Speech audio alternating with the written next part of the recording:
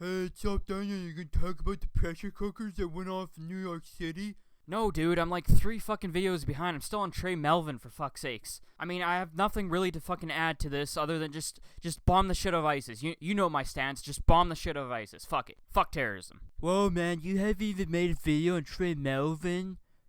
Who the fuck are you? What type of YouTuber are you? Jesus Christ. And whoa, man, that's a pretty racist thing to say, man. Really?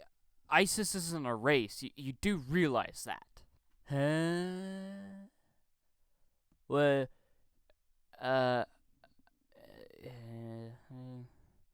we still probably shouldn't be mean to, people of other cultures, hatred only breeds more hatred, man.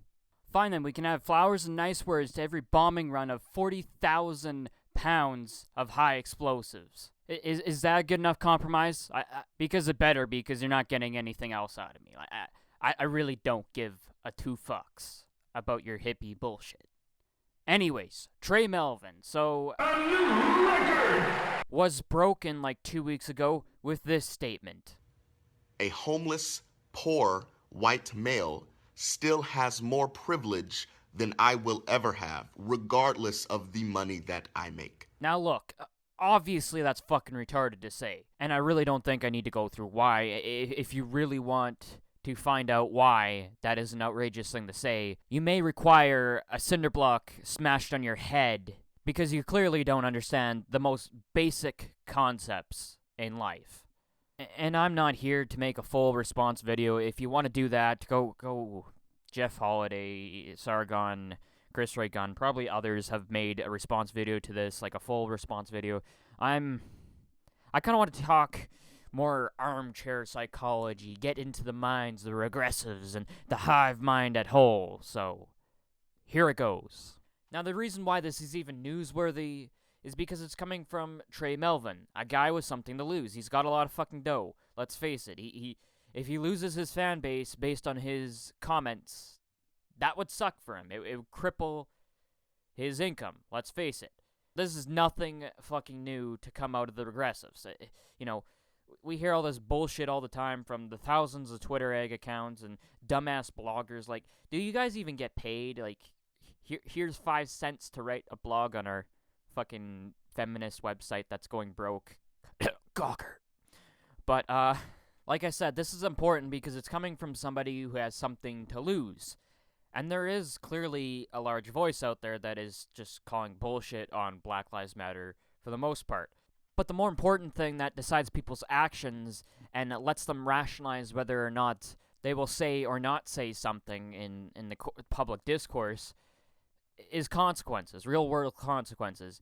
I think the only one who really has had real-world consequences, particularly to their wallet, is probably Steve Shives. Now, maybe he's still doing okay on Patreon, but his channel numbers are way the fuck down, and they've been down ever since he started spouting random bullshit that people are like, what the fuck, man? Now, maybe you could throw Colin Kaepernick in there.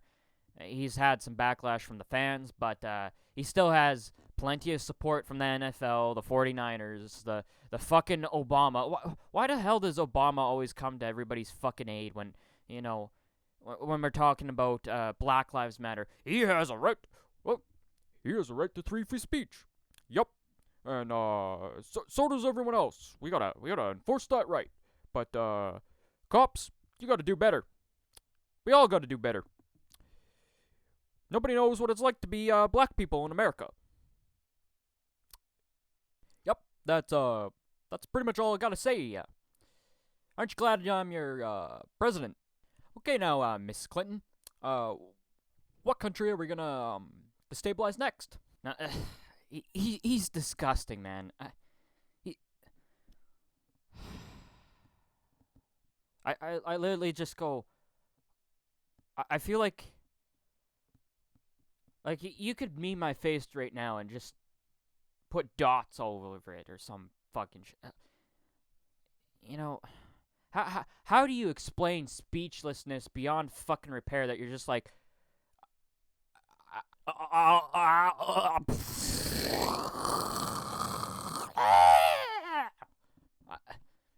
I think that sums it up pretty much well. It's just, It's a what the fuck. I hope that explained what the fuck as best as possible, because that's how I feel about Obama all the fucking time. Last fucking 2 years was what the fuck years. That's the only way you can explain Obama. Let's continue on, for fuck's sakes. But yeah, Tre Melvin, he clearly has something to lose, and he says something crazy like this, and I don't think he's a terrible guy. Like, clearly he's likable. He's got a lot of fucking subscribers. He's mounted those because he's a fucking good entertainer, and he's been likable. There's something there. He's got a charisma. If you deny that, you're obviously a fucking moron, because the numbers show it, dude. But honestly, I feel like this whole thing is almost like a catch-22 situation with all this new bullshit coming out. Whether it be that Melissa Click bullshit, or the fucking bullshit at Yale, or the bullshit that Black, you did this, blah, blah, whatever the fuck she was saying in Milo's face when she jacked the mic and shit like that. And I was just like, wow, you're a crazy bitch. Everything from Ferguson to Baltimore to the NYC marches or protests, or whatever the fuck you want to call it, where they basically said, fuck cops, we want to kill them. You know, and we just have all this bullshit continually happen over the course. When did this even start? Like, I guess maybe people really fought back and kind of won at the time of Gamergate, but honestly, that's only 2 years. But I guess you could say people have been mounting audiences to say this is bullshit for largely 2 years. And I think they're consistently speculating, like, wow, this is insane, and nobody's challenging it. Where does it stop, kind of thing. They've been speculating that almost as if it were a catch-22 situation type thing. I don't really know how to fucking explain. This is not the right analogy at fucking all. It's not the right idiom. What the fuck this shit is called? Whatever. But you'll understand what I'm saying is, on the one hand, we're thinking, this is so fucking insane, it can't possibly get any worse, because we believe in the good of humanity. We believe in reason. We believe that we're not in a country of fucking buffoons that have no fucking brain. And at the same time, we're still thinking it's only a matter of time before this continues on, because where's the resistance? Nobody's really stopping this bullshit. Where's MSNBC? Silent. Where's the commander-in-chief, you know? Oh, if I had a son, it would be Trayvon Martin. What the fuck was that? Like, dude. And so it's really like this part thing where you're like, this can't possibly get any fucking worse. And at the same time, you actually think that there's a real possibility that it could get fucking worse. And honestly, we've been proving the latter thus far. Because we said, when does chanting cops in the street of NY actually contribute to actually killing cops? Oh, Dallas, Baton Rouge. I mean, more riots in Milwaukee. Like, God fucking damn it. But then we have a guy who makes his living on YouTube and could potentially piss off a lot of his audience because he literally was just racist towards them. I mean, I don't think that Tre Melvin's audience of 3 million subs is like 90% black, because that's stupid to think that. I'm just gonna go by the numbers of the fucking USA and think that it's roughly half, if not more, white. But he says this, and it has no real gain to him. What gain does he have from saying this? Nothing. But he says it anyways, not because he has something to gain from claiming the Oppression Olympics, but probably because it does not appear that there's going to be any real consequences. Maybe he's not aware of Steve Shives, but it's still completely unnecessary to say, and frankly just stupid. Not just in what they actually said was stupid, but also business-wise stupid. Like, why the actual fuck would you say that you're more oppressed as the successful YouTuber than presumably half of your fucking audience simply because of the color of your skin? Why would you fucking say that about the guy who can't find a home or can barely eat a fucking sandwich because he's so fucking broke? And regardless of whether they believe this to be true or not is not the necessary cause that influenced them to make this video. I mean, if this was just an honest mistake in a fit of rage, he would have came out, 8 or 12 or 24 hours later and say, oh, I'm sorry, guys, I took that down, or I unlisted it. I made that video in a fit of rage, kind of like what Dave did when he made his kind of apologetic video to Sargon. Tre Melvin never made that video. He never said, I made that video in a fit of rage. I was watching some YouTube clips or something like that where, or I just came back from the convenience store where some racist asshole was being a dick to me. So I was really emotional and I made this video because I was emotional or whatever. Or I made a bad move on my part and maybe I should tone it down, something like that, regardless of whether they believed it or not. Because just because you think something to be true doesn't necessarily mean you go out and publicly say it. Like, fuck, I wouldn't say certain things on my channel, and it's anonymous. I don't have even my name attached to it. For example, I'll never bitch about people I know in real life just to bitch about them, For one, it's just not what I talk about on this channel, and two, it's out of principle. Why would I bitch about people I know in real life? Like, it just makes no sense to me. Like, why would I say something like, oh, this dumbass at work, he did this really stupid fucking thing because he's a fucking idiot, and I hate this guy, and people piss me off like this, and blah blah blah. I might say something like, maybe for example, this was a funny story that happened, but I'm not gonna bitch about people. That's not where I'm gonna go. And even the things I talk about on my channel, I don't attach my name to it. Like, for example, anti-feminist, I don't attach that to my name because personally, I can't. It's not the right place, it's not the right time, and it's not just a matter of convenience where I'd have to essentially explain my positions to a lot of fucking people who just aren't aware of this shit if it ever brought up in conversation. It's also the fact that a potential employer might just look at my resume, Google my name, and see all this shit attached to, like, anti-feminist. What? They don't believe in equality for women? Jesus Christ, that's fucking messed up. Next. I'm not going to cheat myself out of a job. That's retarded. Let's be honest, I'm no Sargon, I'm no Armored Skeptic, I'm no Tre Melvin where I can support myself on fucking YouTube. I gotta put in my 40 and I gotta make bank. That's what I gotta do. So, yeah, that you can see why, even without explaining why this is bullshit, you can clearly start to see why I have to self-censor myself because of my economic non-privileges. But hey, it's still fucking better than starting a French Revolution because it's impossible to put bread on the fucking table. But honestly, back to the main point is, this is the reason why these people keep saying this shit, is there's little to no consequences, and there's still no real pushback to it. There's a silent majority who, frankly, just looks at this and is like, whatever. Black people, racism, blah, blah, blah. I don't really want to be labeled a racist, so even though I disagree with this, I'm going to self-censor myself. Just like yours truly, doing what they're doing right now.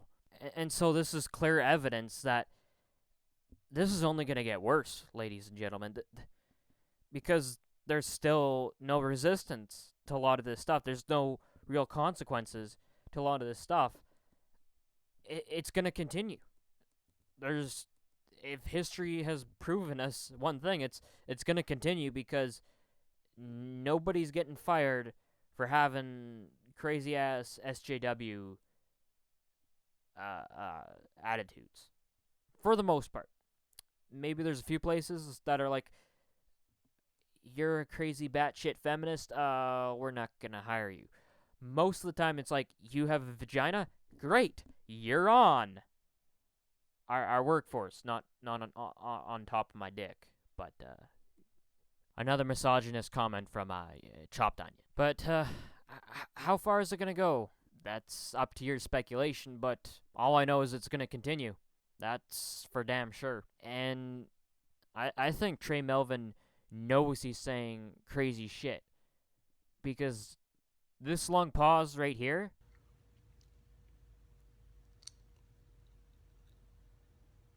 And in closing,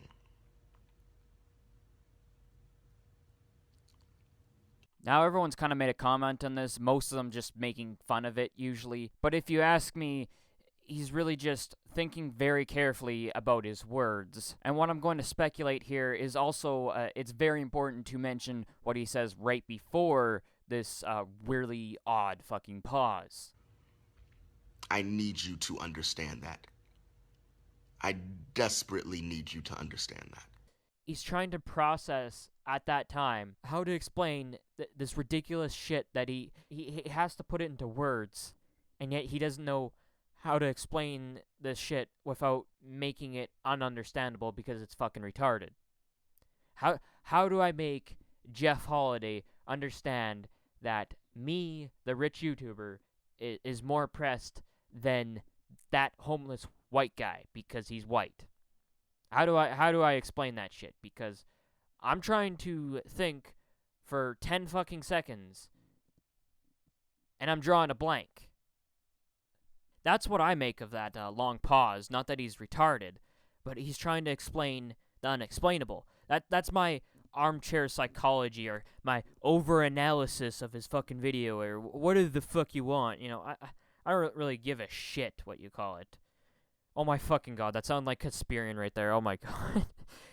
I don't give a shit if you call me a armchair psychologist or whatever the fuck you want. I don't give a shit. It is what it is. You know, and you are fucking garbage. I know you're not supposed to laugh your own jokes, but I'm leaving that in there. I really don't give a shit. Okay, this could go on forever. Let's stop here now. Now, I originally had in like the giant long supercut like another extra 5 to 10 minutes of me kind of ranting about his claim with the 7 guns drawn on him. And I decided to cut that out because I'm going to put that in another response video, like kind of like a part 2 type thing. I wasn't going to originally make a point-by-point response video because so many people have already done that. However, rewatching it over and over as I'm kind of putting this timeline together, I've decided that I probably should, as well as I got a few good ideas for good, what do you call them, zingers? Does anyone, no, that's like fucking old man shit that people use. Fuck. Burns? No, that's 10 years old. God fucking damn it. Whatever those badass points that we all been like, damn son. No, that's me appropriating black culture. God damn it. Fuck it, I better end this video. But y'all shitlords get what I'm saying. It's gonna be, that sounded black again. Fuck it. Fuck. You can't even act cool on a goddamn mic without appropriating This good melanin culture. Yeah, I'm done. You all watched my video. It's done. It's done. It's done. You know there's a part 2 point-by-point response video gonna be out there soon. Hopefully, maybe. If I get to it in another month. Okay, and thanks for watching.